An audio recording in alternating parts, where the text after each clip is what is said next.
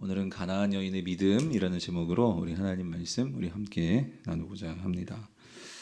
여러분들이 지금 마태복음을 묵상하고 계시죠? 그래서 마태복음이 이제 쭉 진행이 되면서 여러분들이 그 흐름들을 좀 놓치지 말고 잘 보셨으면 좋겠는데 이제 오늘 우리가 본 이 15장은 이 단락으로 보면 14장, 14장부터 해서 이제 오늘 아침에 보았던 우리 16장, 우리 20절 말씀, 이 빌립보 가이사랴 빌립보에서 베드로가 신앙을 고백하는 그 내용까지가 이 한 단락입니다. 그래서 지난 금요 성령 집회 때는 저희가 마태복음 몇 장 봤죠? 몇 장 말씀? 기억 안 나세요? 13장 맞죠? 네 가지 밭 아니에요? 제가 다른 교회에서 말씀 전했나? 예, 그 13장에서 예수님 비유 가운데 이 네 가지 비유, 그죠? 밭 비유. 그리고 나서 이제 14장은 이제 그 예수님이 하나님 나라에 관해서 계속 이제 말씀을 하신단 말이에요. 근데 제대로 알아듣지 못하고 관심을 안 가지니까 이제 예수님께서 또 전략을 바꾸셔가지고 비유로 말씀하시잖아요, 그죠? 그리고 나서 14장에서는 또 이제 어떤 이적, 기적을 행하신단 말이에요. 그래서 거기서 이제 14장 보면 여러분 14장에서 어떤 기적 나와요? 대단한 기적 두 개 나오죠. 뭐 오병이어기죠. 그리고 또 어디를 걸으셨어요? 무리를 걸으시는 갈릴리 바다 호수를 그렇게 하시고 그리고 이제 15장에 들어와 가지고 오늘 본문 앞절에서는 이제 이 예루살렘에서 내려온 바리새인들과 서기관들, 종교 지도자들을 또 대면해서 논쟁하시고 그죠? 그리고 나서 오늘 이 가나안 여인 오늘 이 사건 그리고 오늘 새벽에는 이제 가이사랴 빌립보에서 베드로가 신앙 고백을 하는. 그래서 여러분 이 14장에서 이 16장까지의 내용은요. 그러니까 이 예수님에 대해서 예수님이 어떤 또 기적을 행하시고 그에 대한 이 반응들, 그러니까 사람들이 예수님을 어떻게 바라보느냐, 이해하느냐 그 반응들, 그 반응들이 이제 15장, 16장이 반응이고 14장은 예수님께서 이제 사역을 하시고, 그죠? 13장에서는 또 가르치시고. 그래서 마태복음은요, 가르치시고 사역하시고 반응, 가르치시고 사역하시고 반응. 이게 대풀이 돼요. 그런 구조인데, 자, 그래서 이제 오늘은 이 가나안 여인도 그런 예수님에 대한 어떤 하나의 반응으로서 우리에게 보여주는 그런 사건이 맥락에서 보면 그런 사건입니다. 근데 오늘은 요 가나안 여인에 대한 요 스토리 믿음의 이야기만 좀 집중해서 좀 보려고 하고요. 자, 어찌됐든 그래서 이 15장에서 바리새인과 서기관들이 이제 1절부터 이 20절까지 이제 그 사건인데 이 바리새인들이 서기관들이 그러니까 이들은 아무리 예수님께서 뭘 보여주고 말씀하셔도 이들은 아주 그냥 믿지 않으려고 작정을 했고 오히려 예수님을 잡아 죽이려고 그래서 지금 예루살렘에서 제가 말씀드렸죠. 그러니까 이 지금 바리새인과 서기관도 이 마태복음 전체에서 여러 종류의 바리새인들과 서기관들이 있는데 지금 15장에 내려온 바리새인과 서기관들은 이 사람들은 보통 사람들이 아니에요. 높은 사람들이에요. 그러니까 이 중앙 뭐 비유하자면 어떤 그 중앙 정부 아무튼 그러니까 이 예루살렘에는 하나님의 성전이 있잖아요. 그러니까 고위직에 있는 뭐 종교 지도자를 할 수 있을까요? 하여튼 이들이 드디어 예수님을 이제 진상을 파악하고 이제 잡아가지고 이제 뭐 죽이든지 아무튼 이 어떻게 하려고 이제 내려왔던 사람들인데 아니나 다를까 예수님에 대해서 이 적대적인 반응으로 그렇게 했단 말이죠. 그러니까 참 이게 바리새인들과 서기관들을 보면 참 너무 안타까워요. 그러니까 하나님 말씀을 제대로 아는 자들인데 그 메시아를 제대로 보지를 못하니, 그러니까 말씀을 알아도 말씀을 연구를 하고 말씀을 뭐 자기가 전문가들이라고 그래서 이 구약의 말씀을 딸딸딸딸 암송하고 뭐 한다 할지라도 그러니까 여러분 이겁니다. 말씀이요 아무리 그게 지식적으로 있어도 내 삶과 아무런 상관이 없으면 아무런 소용이 없는 거죠. 그죠? 그러니까 이게 바리새인들과 서기관들이었는데 자 오늘 이 가나안 여인 이 가나안 여인은 우리 조금 주목해 볼 필요가 있다 이겁니다.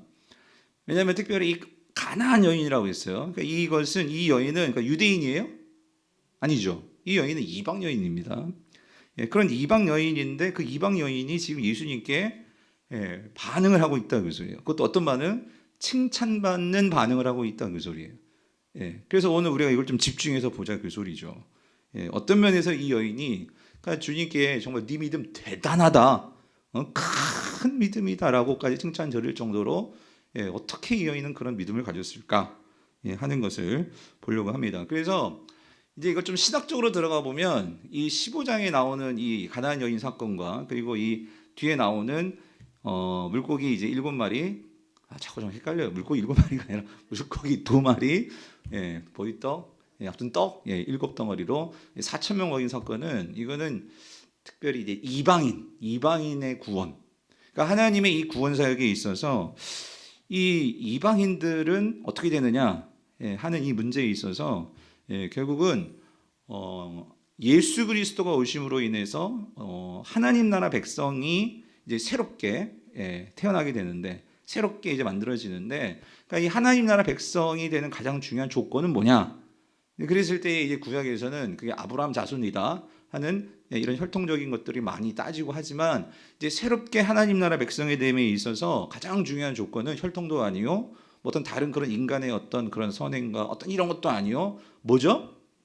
믿음이라는 것이 분명하게 드러나는 그 사건이 이제 오늘 본문 속에 나오는 내용이기도 하죠. 자, 뭐 이런 배경이 있는데, 자, 오늘은 이 가나안 여인의 믿음 이 부분 초점을 주어서 좀 보려고 합니다. 자, 그래서 여러분 21절을 다시 한번 볼게요. 21절 같이 한번 읽어볼게요. 시작. 예수께서 거기서 나가사 두로와 시돈 지방으로 들어가시니에요. 거기서는 이게 지금 예수님이 지금 갈릴리 지역에 계셨어요. 근데 거기에서 나가셔서 두로와 시돈 지방으로 가셨다는 것이래요. 지도를 보시면 두로와 시돈 꼭대기에 빨간색 보이시죠? 그래서 이 거기가 어디냐? 이 흑백 지도를 조금 잘 안 보일지 모르지만 여기 가운데 보면은 여기 가버나움 보이시고 게네사렛 보이세요? 안 보여요.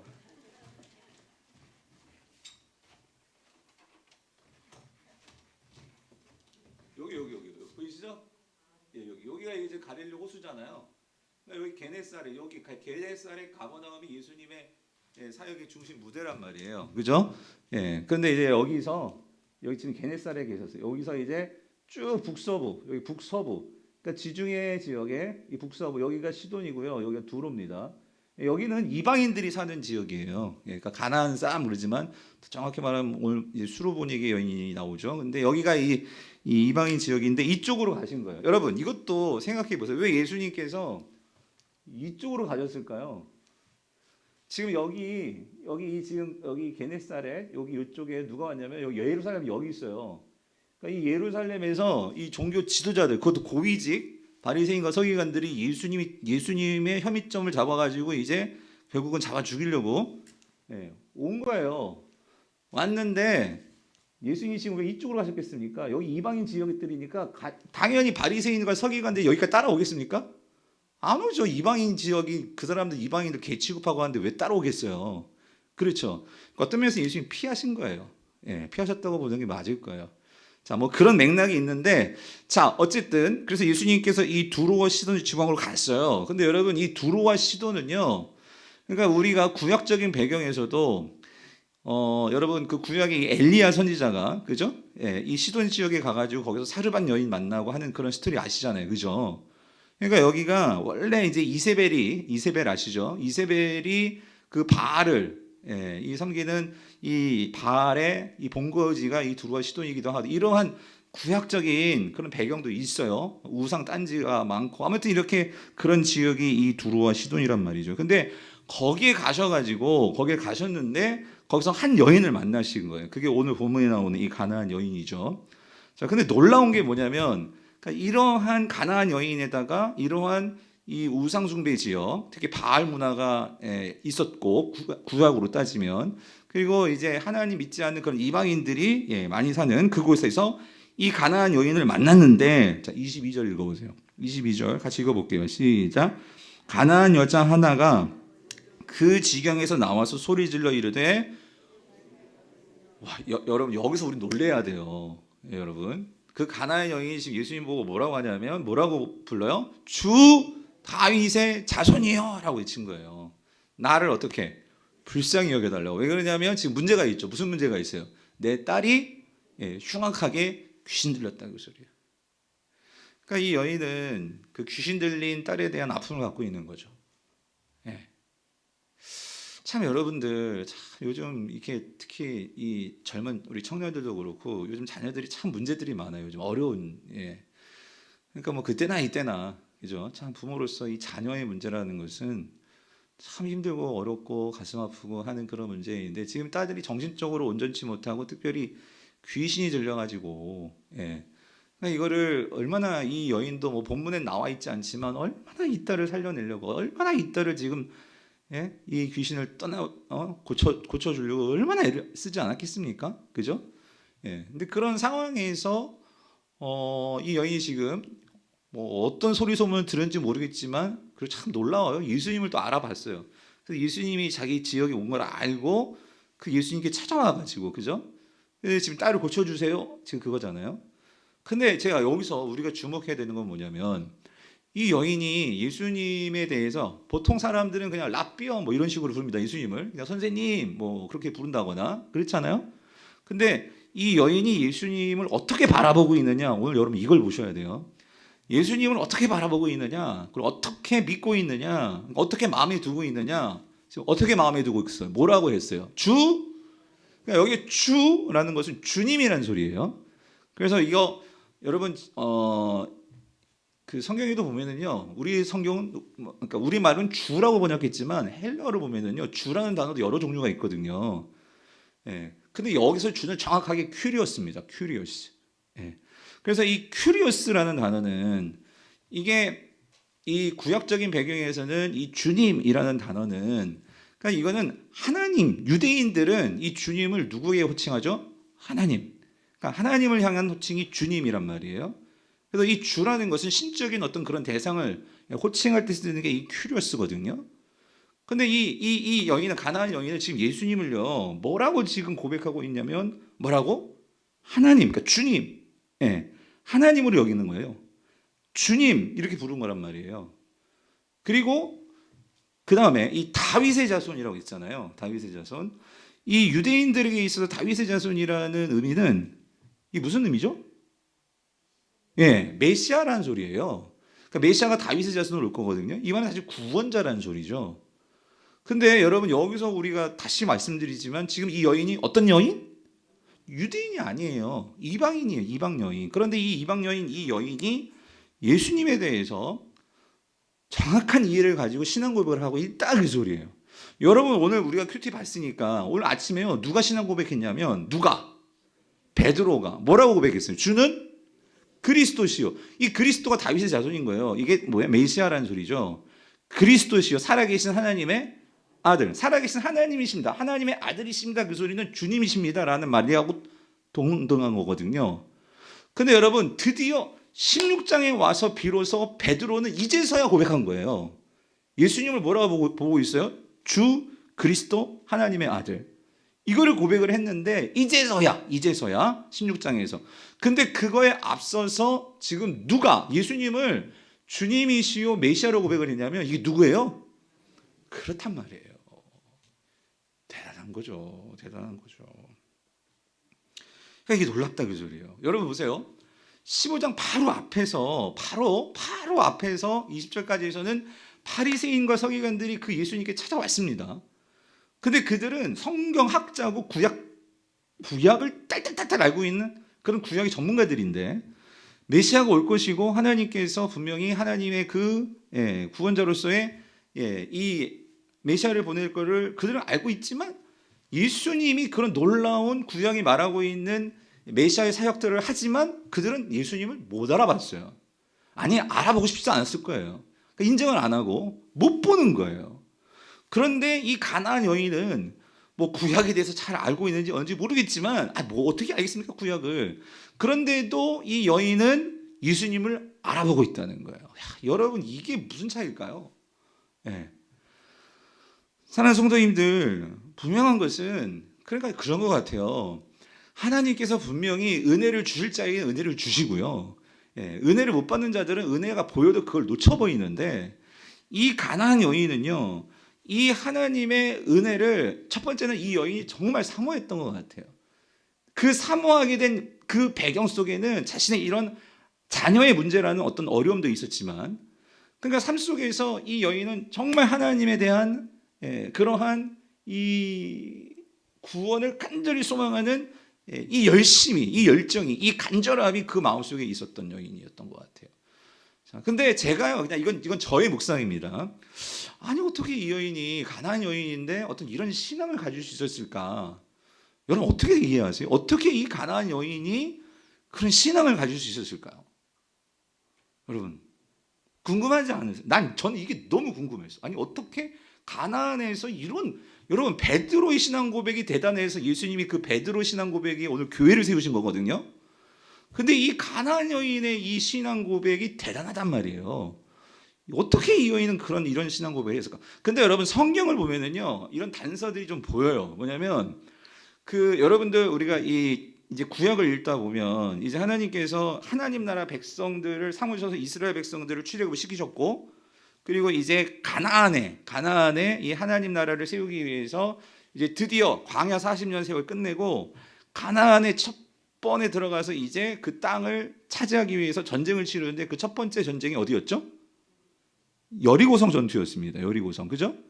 예, 그런데 그 여리고성에 사는 사람들은 가나안 사람들이거든요.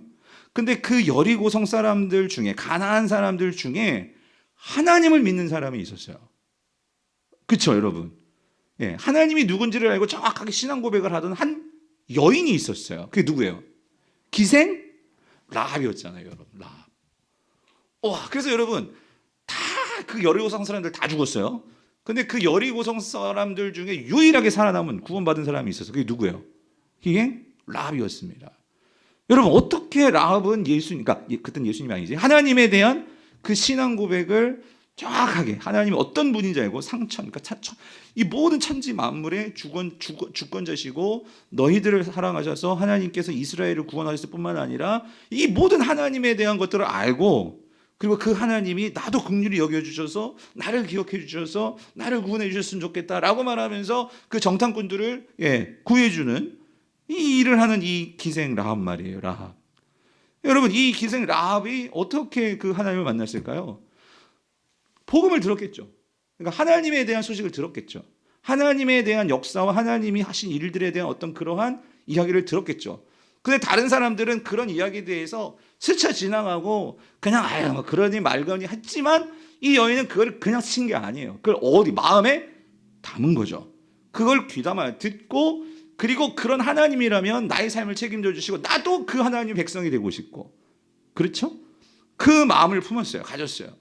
그랬을 때에 그 여인은 정말 하나님의 사람들, 그 백성들이 그 여리고성에 왔을 때 정말 그 하나님이 정말로, 그 여인은 그랬을 거예요. 그 자신의 집에 온 정탐꾼들이 그냥 정탐꾼이 아니라 정말 하나님이 나를 사랑하셔서 어쩌면 나를 만나게 해주시고 그런 하나님의 은혜로 받아들이지 않았을까, 여러분?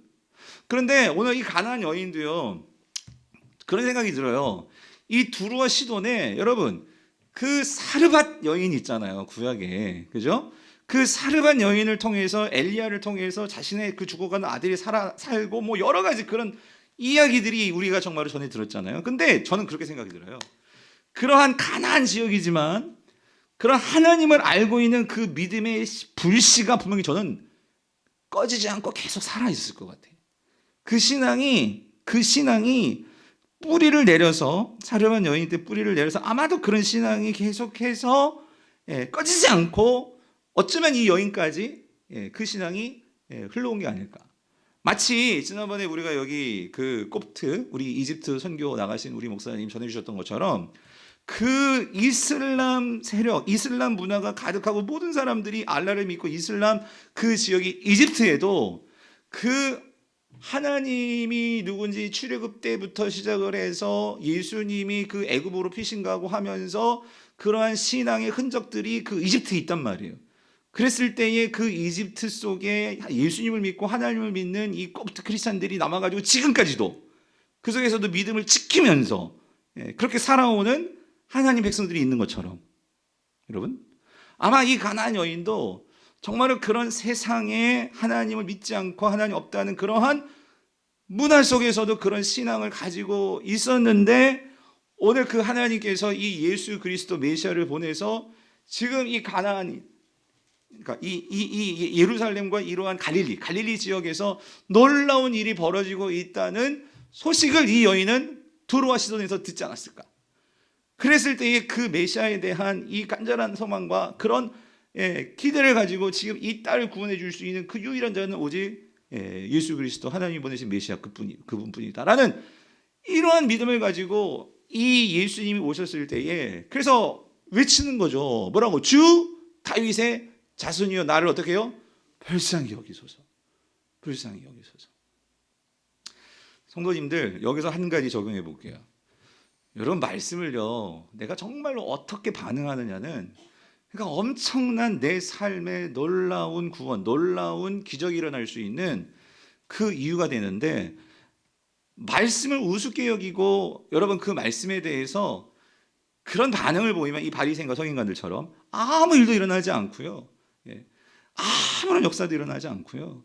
여러분 말씀은요 그냥 날아갈 뿐이에요. 그게 지난주에 길가였죠. 길가. 뿌리를 내리지 못하니까. 그런데 오늘 이 가나안 여인처럼요. 그 하나님의 말씀이 정말 이 여인은요.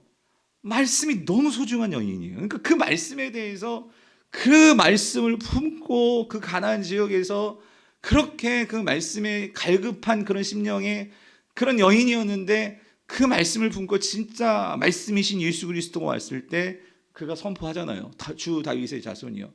그랬을 때 오늘 이 여인에게 얼마나 놀라운 이 구원의 역사가 일어나냐 말이죠. 사랑하는 성도님 오늘도 이 밤에도 마찬가지예요. 여러분들에게 들려지는 이 말씀이 어떻게 여러분이 반응을 하느냐 그 말씀에 내 마음속에 품고 여러분의 삶의 문제와 이 모든 것에 주관자 되시는 그 예수님께 주 다윗의 자손이여 라고 여러분들이 외치면서 이 시간 내 삶을 뚫고 시간을 뚫고 이 자리를 뚫고 주님께 나아간다면 여러분 말씀은요 운동력이 있습니다. 여러분 아멘이십니까? 말씀은요 살아서 역사할 뿐만 아니라 이 말씀은 이 천지를 만들었고 그 말씀은 지금도 역사하시는 말씀이기에 저와 여러분의 삶에서 분명히 큰 일로 나타나게 될 줄 믿습니다. 자, 그래서 이 여인이요 그렇게 외쳤어요. 그 주님이 오셨으니까 말씀이신 주님이 오셨으니까. 그런데 이 말씀이신 주님이 어떻게 반응을 하느냐? 여러분 23절이요. 어떻게 반응하셨어요? 23절 같이 읽어볼게요. 시작. 예수는 한 말씀도 대답하지 아니하시는 거예요. 와, 이 여인은 얼마나 그 말씀, 그러니까 그 하나님의 말씀, 정말 살아있는 말씀, 그러니까 나를 구원해 줄 수 있는 정말 그 믿음을 가지고 계속 그 뿌리를 받고 그 말씀을 기다렸는데, 근데 정작 그 말씀 앞에서 말씀이 오셨는데 아무 말씀도 하시지 않는 거예요. 이상한 거죠. 우리는 이 예수님을 볼 때 여러분이 이상해야 돼요. 이상해야 돼요. 왜 그러냐면 예수님은요 분명히 믿음으로 반응하고 신앙으로 반응하고 그럴 때 주님은 반드시 거기에 대해서 응답해 주셨습니다. 아멘이시죠? 근데 예수님께서 여기에서 이상하게 반응 안 하십니다. 그렇죠? 그러면 우리는 이 대목을 지나가면서 물으셔야 돼요.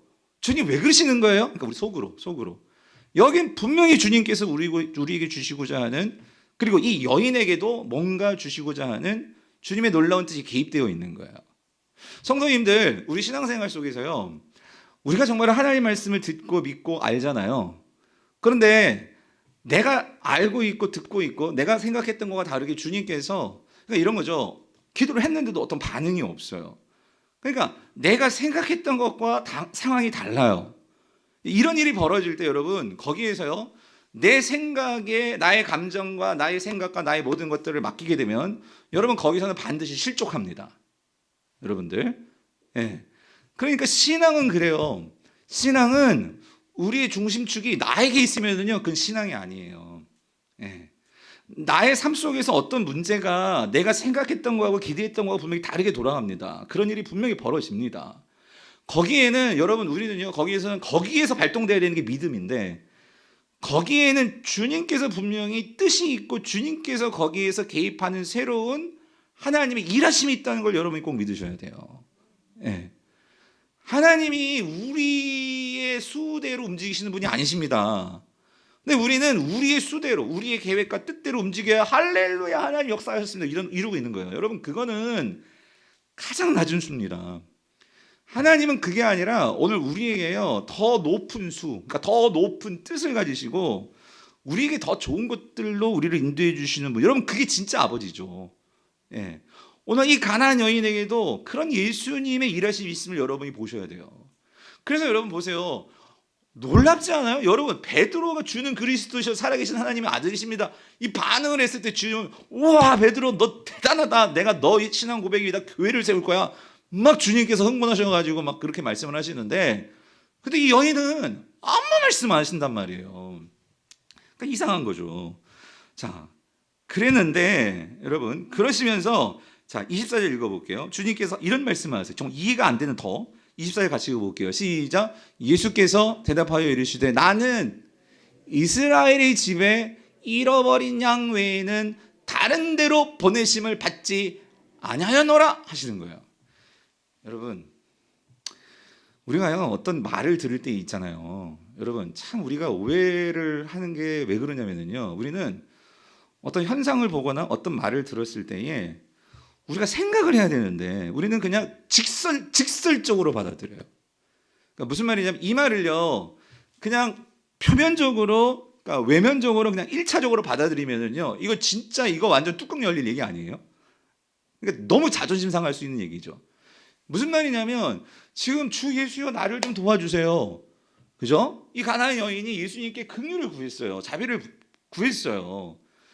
그러니까 왜? 하나님은 자비로우시고 은혜가 많으시고 그런 긍휼이 많으시고 그죠?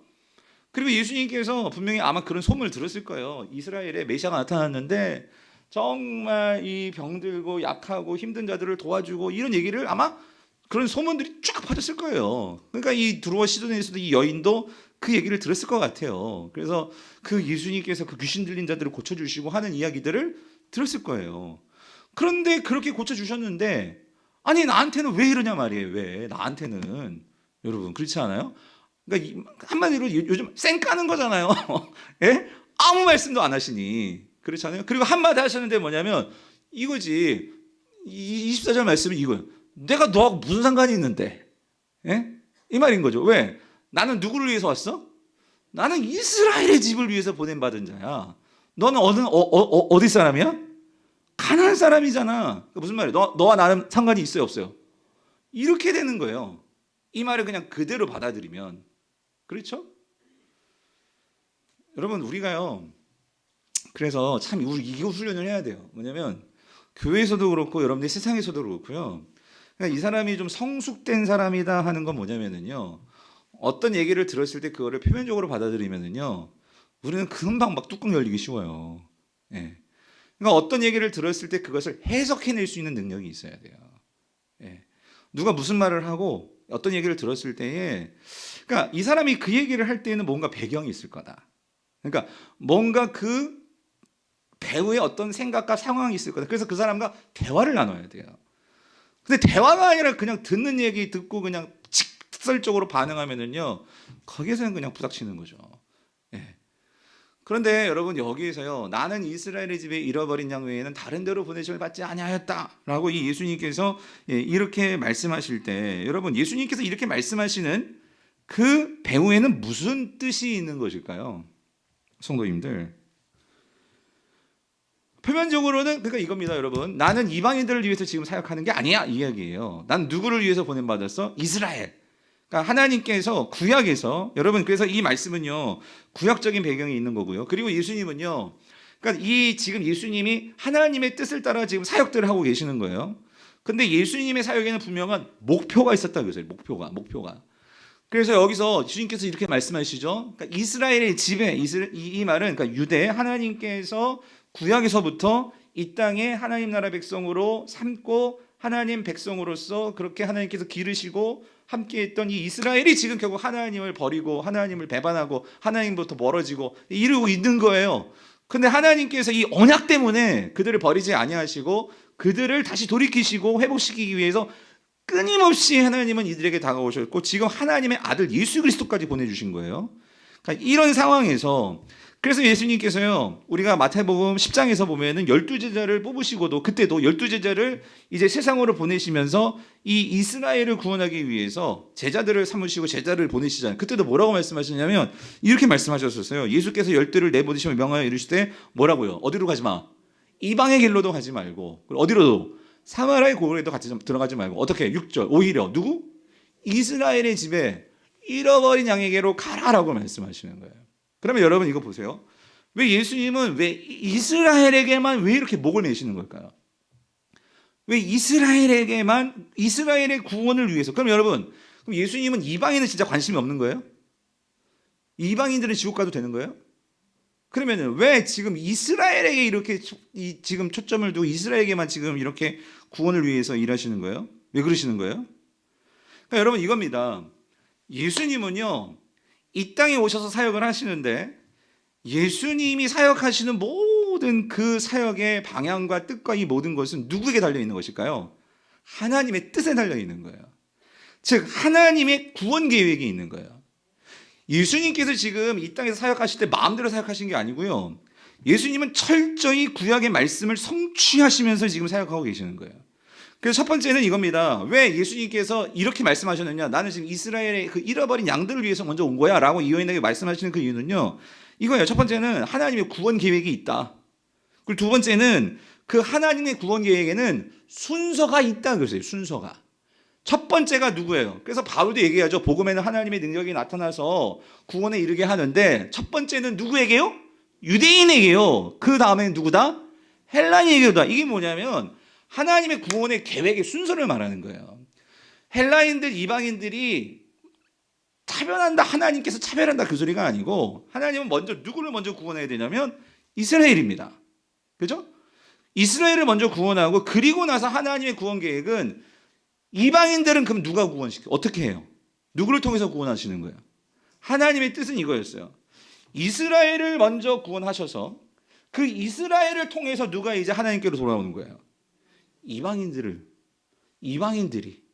이스라엘을 통해서 이스라엘을 보고 하나님께로 오는 게 이게 하나님의 구원 계획이었단 말이에요. 그게 하나님의 뜻이었고. 그러니까 예수님은요, 공생의 기간 동안, 여러분 예수님의 공생이 길지 않습니다. 3년이에요. 그러니까 예수님은 지금 하나님의 그 구원 계획을 알고 있기 때문에 지금 최선을 다해서 지금 누구를 구원해야 돼? 이스라엘을 구원해야 돼요. 그래서 제자들을 삼고 그리고 그들을 통해서 이제 그들이 어디로 나가야 돼? 열방으로. 그죠? 이게 사실 구약에서의 하나님의 디자인이었죠. 하나님께서 이스라엘을 택하신 것은 이스라엘을 구원시키고 이스라엘을 하나님 나라 백성 만들어가지고 그 이스라엘 통해서 열방이 이스라엘을 보고 하나님께 돌아오도록, 이게 하나님의 구원 계획이었어. 그죠? 이게 안 된 거야. 근데 예수님께서 그 일을 하셨는데 그 일이 지금 성취가 된 거죠. 아멘이십니까? 그런데 여러분 이 계획이 고스란히 지금, 자 여러분 이거예요. 결국은 이 계획도 사실은 이스라엘은요, 결국은 하나님께로 돌아오지 않고 결국 오늘 본문에서도 보지만 결국 누가 진짜 하나님께로 돌아오게 되냐면 이방인들입니다. 결국 이방인의 모습이 결국 이걸 보면서 나오는 거거든요. 그런데 오늘 본문에서 한 가지 중요한 게 이거예요. 그게 하나님의 계획이었지만 예수님께서 오늘 이러한 모든 사건들을 통해서 우리에게 분명하게 말씀해 주신 게 뭐냐면, 이러한 계획이 있었지만 이런 계획을 뛰어넘어서 하나님의 구원 계획 속에서 우리가 정말로 놀랍게 우리가 이렇게 복음서를 읽고, 정작 오늘 저와 여러분들은 이방인들이잖아요. 그런데 우리가 구원을 받았습니다. 구원을 받음에 있어서 하나님께서 우리에게 놀랍게 알려주시는 하나님의 이 지혜가 뭐냐면요, 놀라운 구원의 경륜 속에서 하나님의 백성이 됨에 있어서 그 어떤 것보다도 가장 중요하게 역사하는, 하나님께서 진짜 기뻐하시고 하나님께서 이 구원에 있어서 이 모든 것들을 뛰어넘게 하시는 하나님이 우리에게 구원을 주시는 그 길은 뭐라는 거예요? 믿음. 이 믿음이라는 거. 네. 그러니까 이 가나안 여인이 가진 건 하나밖에 없어요. 뭐요? 예수님을 어떻게 바라보고 그 예수님께 반응하느냐 하는 이 믿음. 이거는 그러니까 여러분 이거예요. 예수님이 이제 드디어 십자가에서 죽으시고 그리고 제자들을 통해서 그리고 그 이스라엘인 이 이방인들을 전하기 위해서 이 제자들이 유대인들이잖아요. 그들이 이제 열방을 향하고 그래서 이제 이방인들이 돌아오는 건데, 어떤 면에서 이 여인은요, 이러한 모든 과정들을 완전 뛰어넘어서 정말 하나님께서 이루고자 하는 그 구원의 그 원형을 미리 앞당겨서 보여주는 정말 대단한 여인이다 그 소리예요. 대단한 여인. 예, 이해가 되십니까? 그래서 오늘 이 여인이 대단하다, 이 얘기인데, 이런 대단한 사람들이 지금 이 마태복음 안에 또 한 명 있었냐면 누가? 로마 백부장이었어요. 백부장. 8장에서 자신의 종이 병들었는데 그때도 이 이스라엘 사람들은 하나님에 대해서 예수님에 대해서 그런 믿음을 보이지 못했는데 이 백부장은요 이렇게 얘기했잖아요. 자기 집에 안 와도 주님 말씀만 하면 내 종이 고침받을 걸 나는 믿습니다. 예? 그랬을 때 예수님께서 와, 너 대단한 믿음이다. 여러분 보통 사람들은요 예수님이 꼭 자기 집에 와가지고 안수해 줘야 되고 그렇죠? 뭔가 해줘야 이게 병고침 받고 이렇게 생각하지 그냥 길가에서 네 종 나왔다 이렇게 한마디 했다고 그걸 믿겠습니까? 그런데 이 백부장은 이런 거예요. 왜 자기 집에 오는 것? 그래서 이 백부장이 그런 말 하잖아요. 나는 예수님을 우리 집에 드릴 그럴 존재가 못 돼요. 이게 무슨 소리냐면 그러니까 예수님에 대해서 정말 그분이 어떤 존재인지 하나님의 아들이시며 이러한 이 고백이 그 마음속에 가득 차 있으니까 그 주님 앞에서 겸손해지고 그 주님이라면 무슨 걸 하셔도 할 수 있다는 믿음을 가지고 반응을 한단 말이죠. 네. 그래서 자 이런 맥락 속에서 여러분 보세요. 지금 이 여인이 자 예수님은 그렇게 말씀하신 거 나는 지금 하나님의 계획대로 움직여야 돼. 응? 나는 하나님의 계획대로 움직여야 돼 라고 말을 하지만 이 여인은 그런 하나님의 계획을 무시한다가 아니고요. 그런 하나님의 계획도 있지만 그럼에도 불구하고 나는 하나님께서 이 여인이 참 대단하다 그 소리예요. 메시아를 통해서 결국 이 모든 열방을 구원하시는 그 하나님의 구원 속에 나도 들어있는 것을 믿습니다. 그러니까 주님 그 계획 속에 있으니까 하나님의 시간표에서는 조금 늦을지 모르지만 그래도 나는 주님의 구원을 믿으니까 오늘 나를 불쌍히 여겨주세요. 이런 의미란 말이에요. 여러분. 네. 그랬을 때에 25절 보세요. 그래서 여자가 이러죠. 주님 분명히 말씀하셨잖아요. 나는 하나님의 그런 계획이 있고 하나님의 뜻이 있어서 그대로 일을 해야 돼. 그런데 이 여인은 끝까지 포기하지 않고 25절 뭐라고요? 여자가 와서 예수께 절하며 이르되 주여 저를 어떻게 해요? 도와주세요. 당신은 주님이시잖아요. 도와주세요 라고 말을 하는 거예요. 그러니까 지금 예수님과 이 여인이 어떤 면에서는 신앙적인 이 밀고 땡기고가 있는 거예요 지금. 예. 그러니까 이 여인은 예수님에 대한 분명한 신앙 고백을 가지고 주님께 계속 지금 믿음의 줄다리기를 하고 있는 거죠. 여러분 여기서 중요한 건요. 우리가 이 맥락이 정확하게 이 복음서에 지금 나와 있지는 않지만 제가 아까 말씀드렸지만 이 여인은 하나님의 은혜가 분명히 있었던 것 같아요. 뭐냐면 이 여인이 지금 우리 같이요 여러분 이러한 뭐 성경을 갖고 있는 것도 아니고 그리고 여러분들처럼 뭐 이러한 뭐 제자 훈련을 받은 것도 아니고 그럴 거예요. 하지만 이 여인은 그의 삶 속에서 주는 주님이시고 주님은 다윗의 아들이십니다 라고 고백할 정도의 신앙 고백이라는 것은 이건 저는 그냥 단번에 나온 게 아니라고 생각이 들어요. 분명히 그의 삶 속에서 그 이방 지역에서 그러니까 이 이스라엘로부터 들어오는 마치 이 기생 라합처럼 구약에 그 하나님에 대한 생각들을 항상 마음속에 품고 항상 그 예수님이 누군지는 지금 처음 만난 거잖아요. 하지만 하나님이 보내시는 메시아에 대한 그 마음속의 생각 속에서 이 자신의 딸의 문제를 놓고 그의 삶에서 하나님에 대한 즉 이스라엘이 믿고 있는 그 하나님 그리고 그 하나님이 보내실 이러한 메시아가 왔다는 이러한 소문이 그 두로와 시돈에 들렸을 때에 그거를 그냥 스쳐 지나가고 그냥 이렇게 쉽게 우습게 여기는 것이 아니고 그거를 계속해서 마음속에 품고 그리고 그거를 묵상하면서 그러한 과정이 오늘 내가 비록 이방인이지만 나도 하나님의 구원 속에 들어갈 수 있다는 그런 깨달음이요. 깨달음. 그 깨달음을 하나님께서 주셨다는 그 소리예요.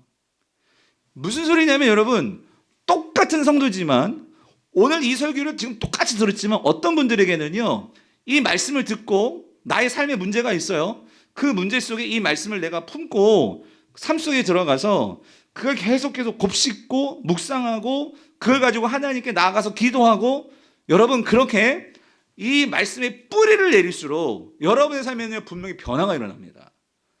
그런데 말씀을 그냥 마치 길가는 그냥 여기서 듣고 그냥 날려버리는 거고요. 돌밭은 봤잖아요 지난주에 말씀을 들을 때는 좋아 그래 놓고서는 내 삶하고는 접촉이 일어나지가 않아요.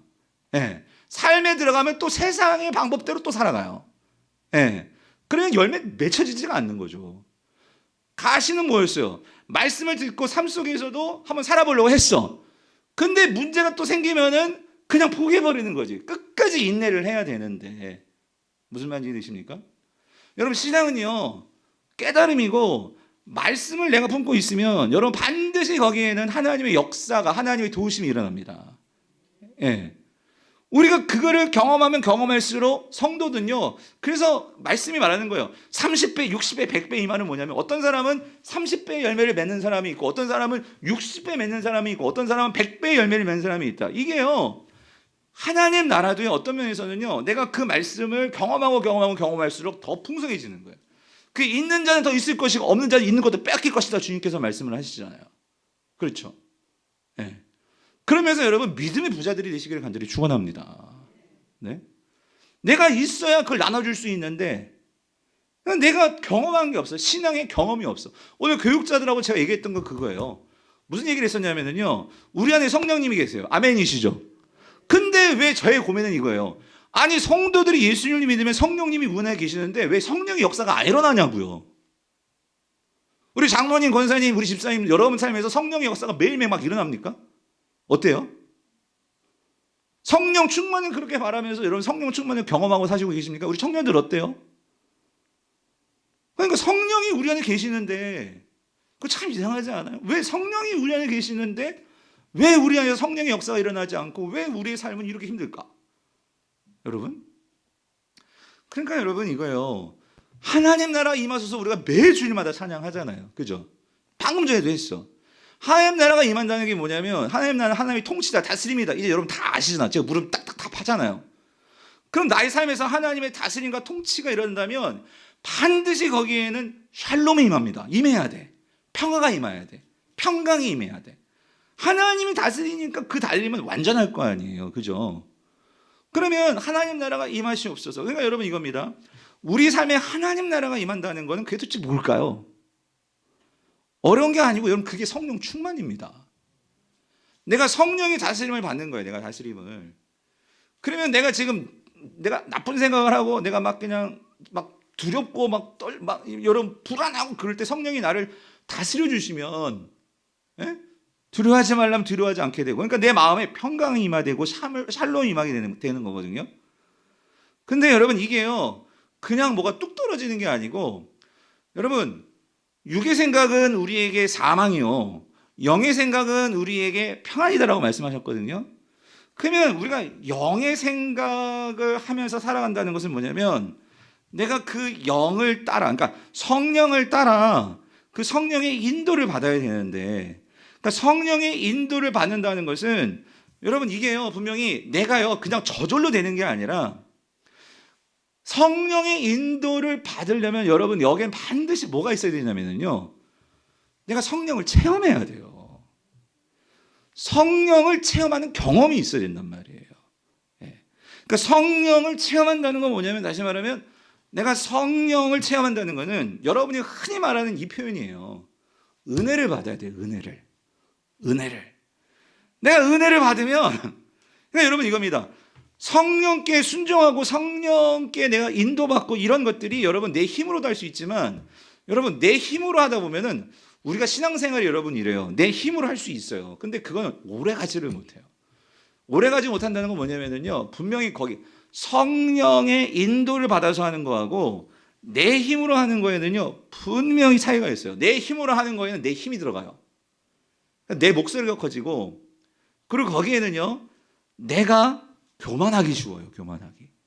그런데 성령의 인도를 받는다는 것은 성령을 체험하고 성령의 은혜를 통해서, 성령이 주시는 은혜를 통해서 하게 되면은요, 놀라운 거는 은혜를 체험하면은요 자원하게 돼요. 자원하게. 내가 정말로 기쁨으로 그걸 하게 된단 말이에요. 그러니까 이 성령을 체험한다는 거, 성령의 은혜. 그러니까 여러분, 그럼 성령을 체험한다는 게 뭐냐? 또 성령을 체험한다면요, 우리 많은 성도들이 오순절 영향 때문에 무슨 막 내가 방언을 하고 내가 무슨 막 놀라운 거 막 보고 이런 걸 또 성령을 체험한다고 생각해요. 맞아요. 그것도 성령 체험 맞아요. 근데 또 한 가지, 오늘 여러분 생각해 보세요. 이 가나안 여인이 분명히 성령 체험을 했다고 저는 생각을 해요. 이 가나안 여인이 분명히 주는 그리스도시요 살아계신 하나님의 아들이십니다. 베드로도 이런 고백을 하지만 주님이시요 당신은 다윗의 아들이십니다라고 이런 고백을 할 수 있는 것은 베드로는요, 여러분 베드로는 예수님 따라다니면서 예수님의 기적도 받고 또 예수님의 가르침도 들었고 그 얼마나 엄청난 일들을 많이 곁에서 봤잖아요. 그렇죠? 그런 걸 통해서 한마디로 말하면 그 체험을 한 거예요. 그렇죠? 그랬을 때 드디어 오늘 16장에서 주는 그리스도시여 살아계신 하나님의 아들이십니다라는 놀라운 신앙 고백을 합니다. 그렇죠? 이 가나안 여인은 뭘 봤을까요? 예수님의 막 그런 놀라운 막 무리를 걷고 하는 거 눈으로 봤습니까? 안 봤어요. 못 봤어요. 볼 기회도 없었지. 근데 어떻게 이 가나안 여인이 이런 놀라운 신앙 고백과 이러한 믿음으로 나아갈 수 있는 그건 뭐였겠냐는 거예요.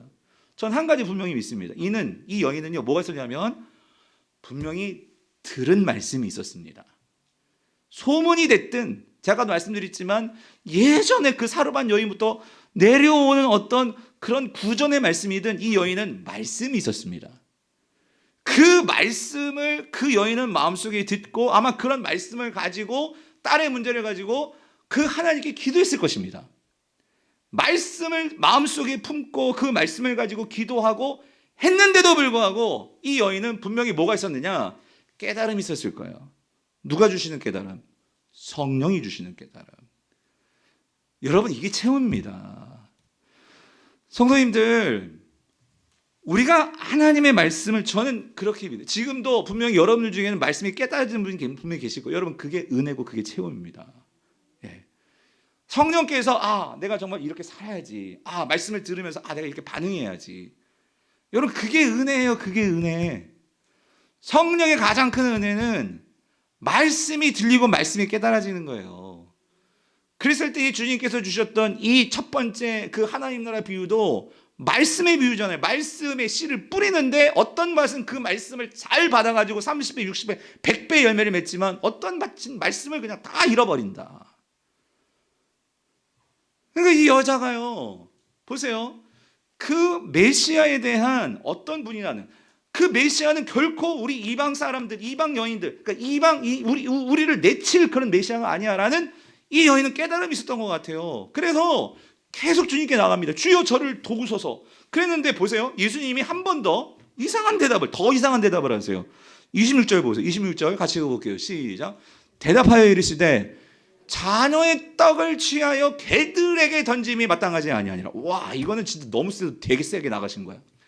아까는 하나님의 뜻이 이스라엘에게만 가라 했기 때문에 내가 그렇게 가는 거야 라고 말을 했는데 이번에 뭐라고 말하냐면 이거는 지금 이스라엘 문화를 가지고 지금 이 여인에게 다가오는 거예요. 이 당시 문화는 이방 사람들에 대해서는 유대인들은 개 취급했잖아요. 그죠? 그러니까 그런 식으로 이렇게 말하는 거예요. 자녀의 떡을 취해서 개들에게 던지는 것이 마땅하지 아니하다라고. 그러니까 그 당시 이 이스라엘 사람들이 유대인을 대하는 그 태도, 이걸 가지고 지금 이 여인에게 거절하는 것처럼 말씀을 하신 거예요. 그러면 여러분 잘 보세요. 여기에서 난 지금 가나안 여인이에요. 가나안 여인.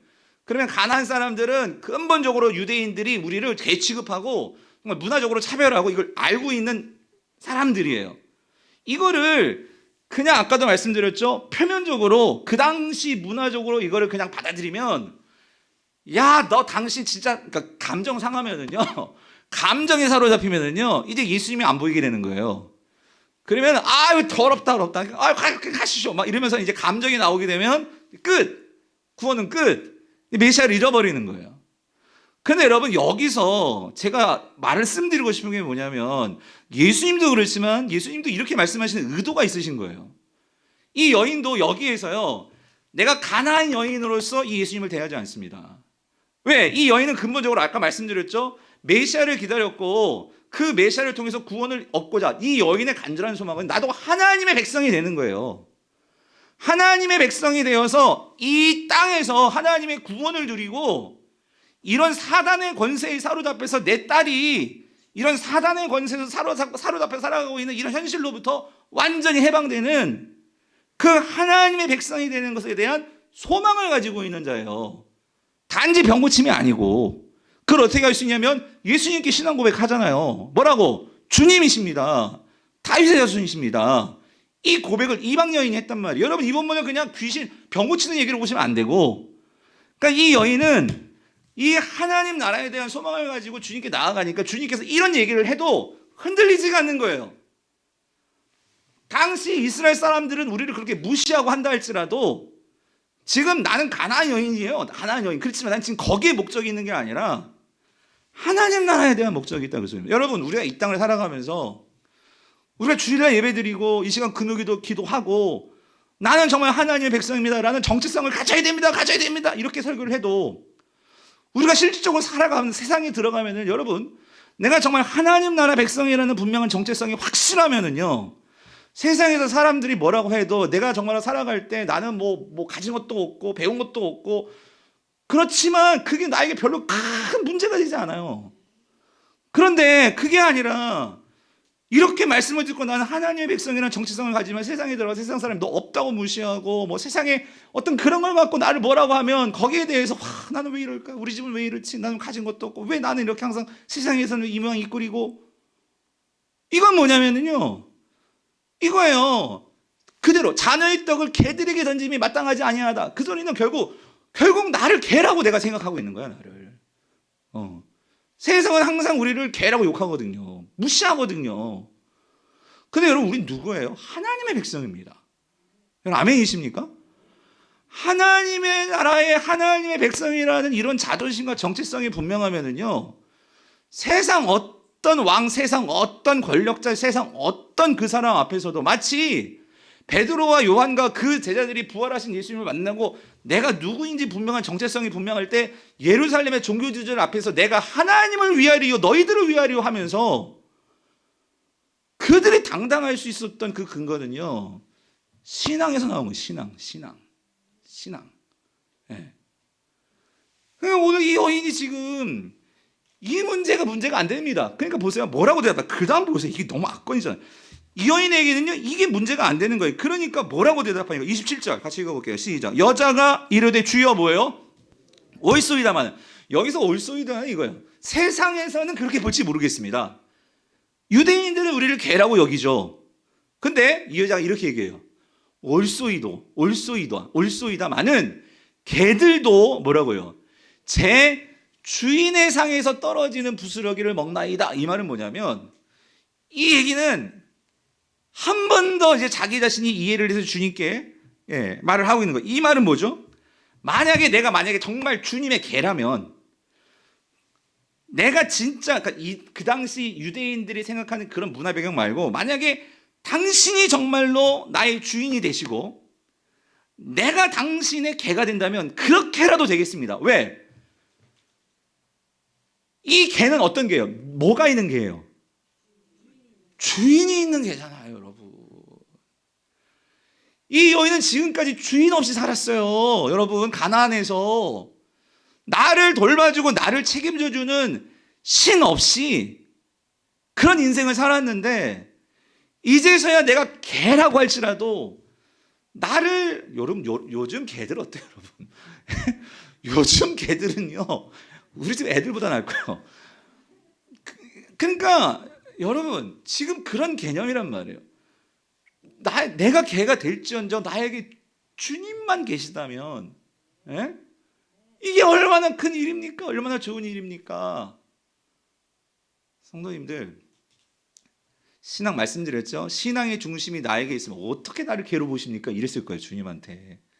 근데 신앙의 중심이 지금 누구에게 있어요? 예수님께 있으니까. 여러분, 우리 신앙생활이 왜 이렇게 흔들리냐면요, 우리 신앙의 기준이 다 누구에게 있어요?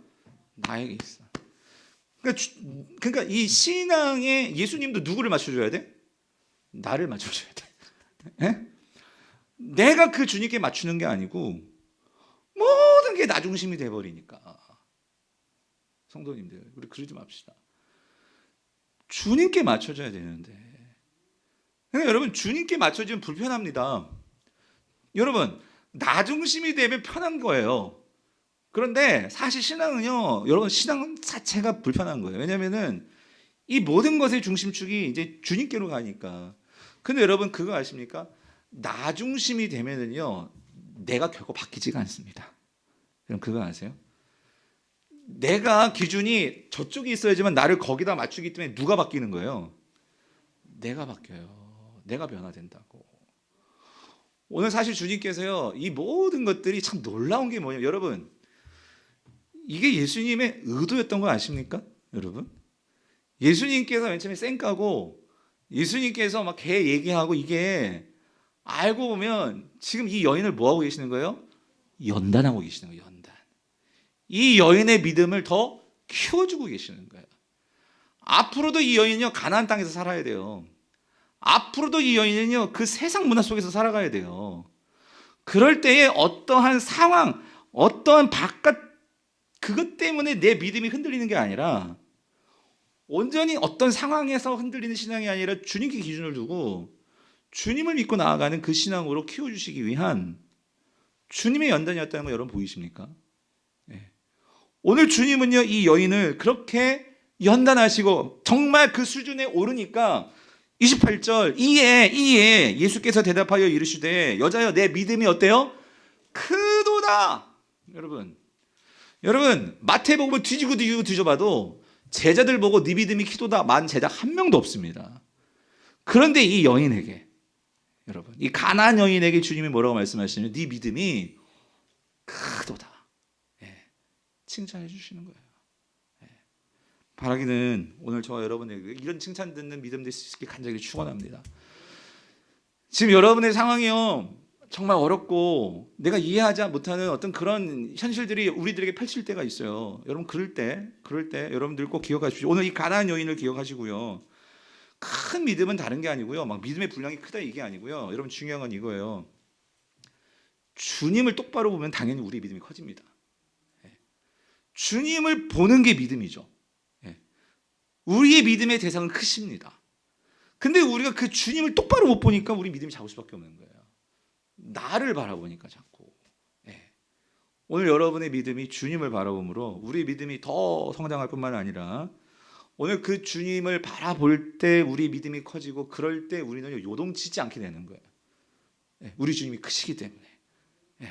그런 삶 속에서 지금 여러분이 어떤 상황이든지, 그래서 여러분 상황으로 나를 귀 취급하는 이 상황을 보지 마시고 오늘 그 상황 속에서도 나와 지금 함께 계시는 그 주님을 바라봄으로 견실하게 흔들리지 않고 믿음으로 여러분 삶 속에서 승리하며 이기며 나아가시는 우리 모든 성도님 될 수 있기를 여러분 주님으로 축원드립니다.